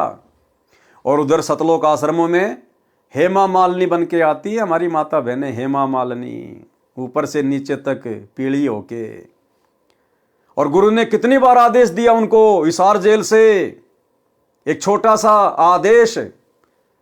महेंद्र का लड़का अमित, यानी गुरुदेव का भतीजा, गुरुदेव के छोटे भाई महेंद्र का लड़का अमित, उसकी एक छोटी सी ऑडियो 2016 की। और वो कह रहा है कि आज गुरुजी ने पूरी संगत को, जब मैं गुरुजी से मिलाई पे गया जेल में, तो गुरुजी ने मुझे आदेश दिया है कि मेरी संगत को बता देना कि कोई भी सोना नहीं पहनेगा, ना हाथ में ना कान में, हैं, कहीं भी कोई सोना नहीं पहनेगा। ये मेरा सख्त आदेश है, संगत को बता देना। तो उस अमित ने कहा कि गुरुजी मैंने तो बता दिया, मेरी तो कोई नहीं मानता। उस अमित ने गुरुजी से कहा कि गुरुजी मेरी कोई नहीं मानता। अरे मानेंगे कैसे जब तुम नहीं मान रहे? राजनीति तुमने कर दी, अपने गुरु की मानी। स्टेडियम तुमने बना दिए, अपने गुरु की मानी। हॉस्पिटल का काम तुमने शुरू कर दिया, अपने गुरु की मानी। गुंडों की सीबीआई जांच में भक्तों को बैठा दिया, 5 लाख रुपया राजपूत करणी सेना को दे दिया, तुमने गुरु की मानी। हरियाणा के जाट आरक्षण में भक्तों को बैठा दिया, करोड़ों रुपया चंदे में दे दिया, तुमने मानी। जाट गोहाना धर्मशाला बन रही है, एक ऊपर का 5वां फ्लोर 1 करोड़ रुपए में बनेगा, तुमने ठेका ले लिया जबरदस्ती भाईचारा निभाने के लिए। तुम गुरु की मान रहे हो क्या, जो संगत तुम्हारी बात मानेगी? तो ये छोटी सी ऑडियो अमित की कि आज गुरुजी ने आदेश दिया कि मेरी सारी संगत को कह देना कि कोई भी सोना नहीं पहनेगा, भाई हो चाहे बहन हो। तो अमित कह रहा कि गुरुजी मैंने तो कह दिया, मेरी तो कोई ना मानता। साहब जी, एक गुरुजी का आदेश आया है जी आज, अगर मतलब किसी ने नहीं सोना नहीं पहनना, किसी ने भी, किसी भाई ने किसी बहन ने, न चैन न गुट्ठी न कान में न नाक में कहीं नहीं डालना, कहीं बिल्कुल भी। गुरुजी ने कहा कि इसमें काला बसा है और सोना नहीं पहनेगा मेरी संगत कोई भी। मेरा आदेश है यो, इन्हें सख्ती से पालन करो। इन्हें कही गुरुजी ने कही हमें लेकिन ने कोई नहीं मानता। गुरुजी ने को सोना नहीं पहनेगा कोई भी आज के बाद। साहब जी, एक गुर्जे का आदेश आया है जी आज, अगर मतलब किसी ने नहीं सोना नहीं पहनना, किसी ने भी, किसी भाई ने किसी बहन ने, न चैन न गुट्ठी, न कान में न नाक में कहीं नहीं डालना, कहीं बिल्कुल भी। गुर्जे ने कहा कि इसमें काला बसा है और सोना नहीं पहनेगा मेरी मेरी संगत कोई भी, मेरा आदेश है यो, इन्हें सख्ती से पालन करो। इन्हें कहो, इन्हें गुर्जे ने कही है, मैंने लेकिन ने कोई नहीं मानता। गुर्जे ने को सोना नहीं पहनेगा कोई भी आज के बाद। तो भाई और बहनों, इससे स्वयं सिद्ध है कि ये लोग खुद मर्यादा में नहीं है, इसलिए इन लोगों के शब्दों का संगत पे असर नहीं होता। अन्यथा इधर साथ संगति के माध्यम से जो भी संदेशा दिया जाता है ज्ञान आधार से, भाई बहन तुरंत विचार करके कि ये जो आदेश दिया जा रहा है हमारे पवन भाई के द्वारा, ये हमारे गुरुजी के सत्संगों से मेल खाता है या नहीं खाता है, ये ज्ञान आधार से उचित है या नहीं है। यदि सत्संगों से मेल खाता है और ज्ञान आधार से उचित है और भक्ति में सहयोगी है, भाई बहन उसको तुरंत फॉलो कर लेते हैं, तुरंत फॉलो। ये होता है शब्दों का असर। तो यहां गुरुदेव स्पष्ट कर रहे हैं। इसलिए भक्तों को चाहिए कि वे सोने यानी गोल्ड का प्रयोग कभी ना करें। अब प्रयोग ही नहीं करना तो फिर घर में रख के क्या करना भाई? अरे जब प्रयोग ही नहीं करना है तो घर में भी रख के क्या करना है? फिर काम क्या आएगा जब उसका प्रयोग ही नहीं करना? तो घर से भी निकालो, बेच दो उसको अपने घर के कार्य में, या परमात्मा को दान धर्म में वो पैसा यूज लीजिएगा। फिर कहा है कि मुसलमान धर्म में भी कहा है कि सोने में शैतान का निवास है। इबलिस का नाम शैतान बताया है। वह कहता है कि जो सूम यानी कंजूस, जो धर्म नहीं करता, वह मेरा मित्र है, उसको नरक लेकर जाऊंगा। देखो मुसलमान धर्म का भी बता दिया गुरुदेव ने कि मुसलमान धर्म में भी कहा गया है कि सोने में शैतान का निवास है। परमेश्वर कबीर जी ने कहा है कि यदि जब तब साधु भी करता है और दक्षिणा से पुण्य नहीं करता तो उसका वह प्रयत्न व्यर्थ है। जो कछु पाप करे सो दाता, दान किए सो सकल निपाता। दान से पाप नष्ट हो जाते हैं। सभी धर्मों का यही मत है कि जो लोभ करता है, दान नहीं करता, वह नरक में गिरता है। मोह, जिस परिवार में प्राणी जन्म लेता है उसी में मोह हो जाता है। संपत्ति, माता पिता, भाई बहन, फिर पति पत्नी तथा संतान के मोह में जकड़ जाता है। जब सतगुरु मिलता है तो सर्व ज्ञान हो जाता है। फिर केवल अपना फर्ज तथा कर्ज जानकर सांसारिक कर्म करता है तथा भक्ति तथा शुभ कर्मों पर अधिक धन लगाता है। इस प्रकार उपरोक्त विकारों से छुटकारा पाकर कल्याण को प्राप्त होता है। जीव धर्म बोध पेज 20 से 28 तक का सारांश। कर भला हो भला, करे बुरा हो बुरा। परमेश्वर कबीर जी ने कहा है कि कर भला यानी दूसरे का भला करने से अपना भला होता है, दूसरे का बुरा करने से अपना बुरा होता है। उदाहरण, एक सेठ के पास एक बैल था, उसके ऊपर सामान लादकर बाजार ले जाया करता था। पुराने जमाने में ऐसे ही सामान लाने ले जाने की सुविधा होती थी। उस समय बैलगाड़ी का विकास नहीं हुआ था। व्यापारी लोग बैलों पर गधे की तरह बोरा यानी थैला रखकर सामान का लाना ले जाना करते थे। उस सेठ के पड़ोस में एक धोबी रहता था। उसके पास एक गधा था। गधा कभी कभी ऊंचे स्वर में बोलता था। सेठ माया का जोड़ करता था। गधा बोलने लगता, सेठ गिनती भूल जाता। सेठ कहता था कि धोबी का गधा मर जाए तो शांति हो जाए। एक दिन सेठ का बैल मर गया। फिर वह मोगल नामक सेठ परमात्मा को दोष देने लगा कि हे भगवान, तूने ये क्या किया? एक किसान दूसरे किसान की फसल खेत के बीच से काटकर अपने घर ले जाता था। दूसरा किसान उसकी फसल की रखवाली अपनी फसल के साथ साथ करता था। कोई पशु उसके खेत में फसल खाने के लिए घुस जाता तो दूसरा किसान उसकी फसल से आवारा पशु को निकालता था। जो चोरी करता था उसकी फसल को रोग लग गया। दूसरे किसान की फसल सामान्य से अधिक निकली। तब उस चोर को एहसास हुआ तथा अपनी गलती मानी। तब दूसरे किसान ने कहा, हे भाई, सतगुरु जी कहते हैं कि चोर कभी धनवान नहीं होता। चोरी करता है 100 रुपए की, उसको हानि होती है 1000 रुपए की। उसको जिसके धन की चोरी चोर करता है उसको परमात्मा अधिक देता है। इस प्रकार भला करने वाले का भला तथा बुरा करने वाले का बुरा होता है। ये जीव धर्म बोध है, पेज नंबर 1995। ये कुछ वाणियां लिखी हैं परमात्मा ने। कर्म बंधन तथा छुटकारा। भावार्थ, परमेश्वर कबीर जी ने बताया है कि सर्व प्राणी कर्मों के वश जन्मते मरते तथा कर्म करते हैं। कर्मों के बंधन को सतगुरु छुड़ा देता है।